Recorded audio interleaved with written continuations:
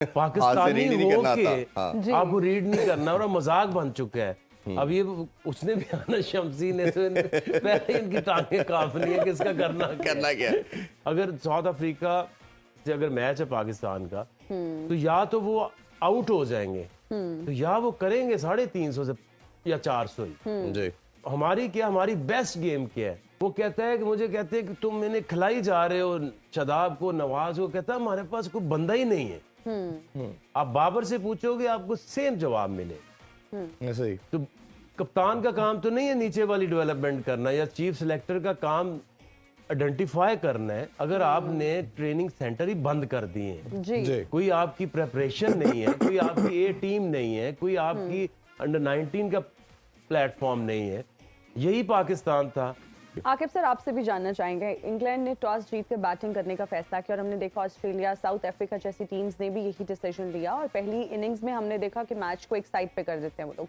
आप क्या समझते हैं कि आज इंग्लैंड की टीम कितना टारगेट देगी श्रीलंका को? देखिए, नॉर्मल अगर आप कोई भी टीम 50 ओवर खेलती है तो 300 रन तो बन जाते हैं। जी स्लो डाउन भी करें तो 280 बन जाता है। वो हम समझते हैं कि 280 एक डिफेंडेबल है, बाकी टीमें नहीं समझ रही। ऐसे ही हम 70 to 100 रन बिहाइंड है सोच में। तो अगर ये नॉर्मल बैटिंग भी करते हैं तो 350 रन तो बन जाएंगे। कोलैप्स होगा तो फिर 300 पे आ जाएंगे, वरना ये अब टीमें उधर ही सोच रही हैं 370 to 400। अगर आप बहुत अच्छा आपका दिन हो तो आप 400 को टच करेंगे। और जिस तरह उनकी अभी तक श्रीलंका की परफॉर्मेंस है, 345 भी उन्होंने करा दिया। बाकी उन्होंने उनकी बॉलिंग में कोई ऐसा नहीं है कि किसी को उन्होंने चैलेंज किया हो और बॉलर्स में है भी कुछ नहीं। और टेक्सिना एक है कि वो शायद कोई रीड ना करे तो ऊपर से डैमेज कर भी लेंगे तो कितना करेंगे, बाकी तो उनके पास कुछ भी नहीं है। ऐसे ही तो इसलिए आप उनको करना चाहिए इंग्लैंड को 350 प्लस रन्स। और आई डोंट थिंक कि उनके पास कुशाल मेंडिस जो कप्तान है वही एक है स्पार्क। जी मैथ्यूज आए हैं, अब ये जो फैक्टर देखें, देखो नथिंग। और ये है एक rising way of England getting into the world cup. और अगर हम अपनी बात भी साथ कर लें, जैसे ब्रेक से पहले मैंने कहा कि अब शमसी का हमने क्या करना है, सारी टीमों ने लेफ्ट आर्म स्पिनर खिलाई सिर्फ पाकिस्तान के लिए और संभाल के रखे हैं। आप देख लें रेगुलर नहीं खिलाया जा रहा, बट कल हमें लगता है कि मस्त खिलाया जाएगा। और जो नूर मोहम्मद ने हमारा हाल किया या कुलदीप यादव ने कल शमसी करने जा रहा है, तो क्या देखते हैं इस चीज़? ज़ाहिर है लोग ऑप्शंस लेके आते हैं और पाकिस्तान जिस तरह से रिस्ट स्पिनर के अगेंस्ट बैटिंग कर रहे हैं, इट्स शॉकिंग। ये कोई और टीम करे, नेदरलैंड करे, क्योंकि उनको आदत नहीं होगी। अब पाकिस्तानी है, हर बंदा जो है वो यहाँ रिस्ट स्पिन करता है, स्पिनर्स खेलते हैं। आप डोमेस्टिक में जाए, लेकिन आई डोंट नो कि ये कहाँ से ये आ गए हैं कि इनको पाकिस्तानी होके आपको रीड नहीं करना और मजाक बन चुका है।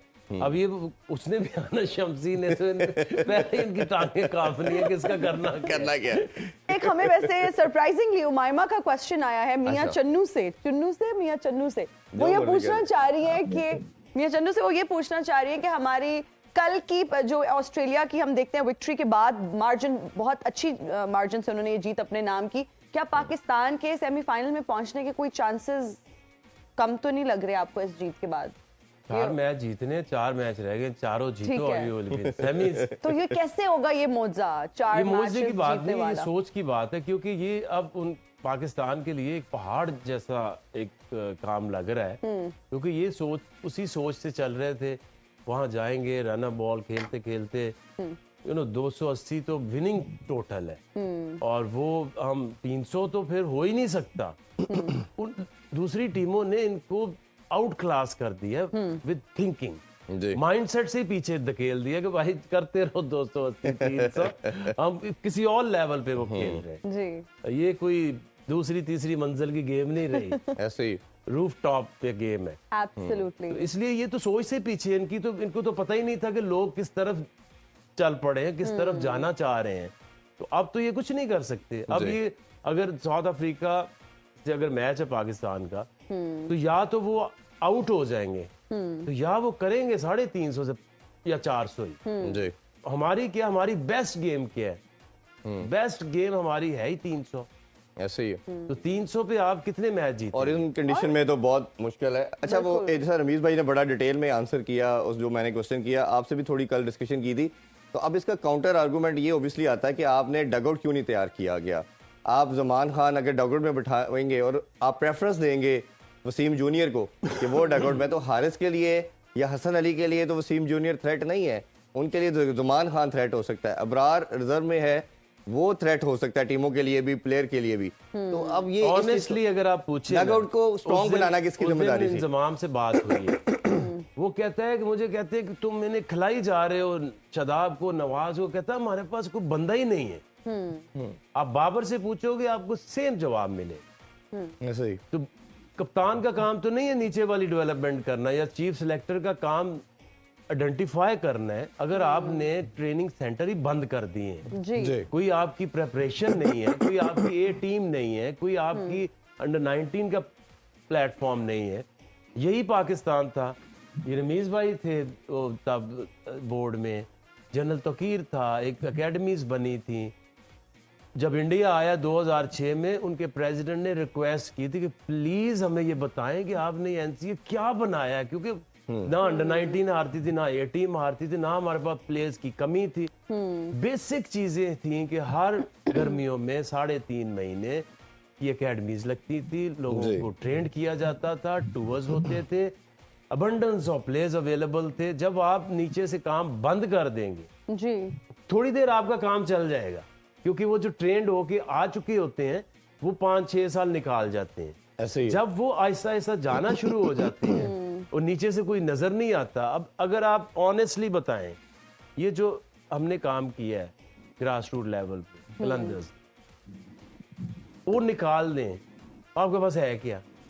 कुछ पीएसएल से आइडेंटिफिकेशन हो जाती है, लेकिन अलमिया ये है कि वो T20 का वो एक बॉलर आता है, बैटर आता है, आप उसको पकड़ के वनडे भी खिलाना शुरू कर देते हो, टेस्ट मैच में भी डाल देते हो, बिकॉज इस सिस्टम को अपने तरीके से चलना जरूर चाहिए। जी जब तक आप ट्रेन नहीं करेंगे आगे तो टैलेंट नहीं आएगा। वो जमाना चला गया जब सड़कों से मेरा वसीम अकरम मिलते आके थे। भाई बड़ा छोटा सवाल ये है कि ये ठीक है, मॉडल यही होना चाहिए, ऐसे ही होना चाहिए, रमीज भाई भी यही कह रहे हैं, आप भी यही कह रहे हैं। मैं ये बात कर रहा हूँ कि जो भी आपके रिसोर्सेज थे, ये तो हर बंदे को पता था कि आपका नवाज परफॉर्म 6 महीने से नहीं कर रहा, शादाब 1 साल से नहीं कर रहा, तो आपने चांस अगर लेना था तो आपने अबरार से लेना था, क्यों नहीं लिया? ज़ुमान से क्यों नहीं लिया?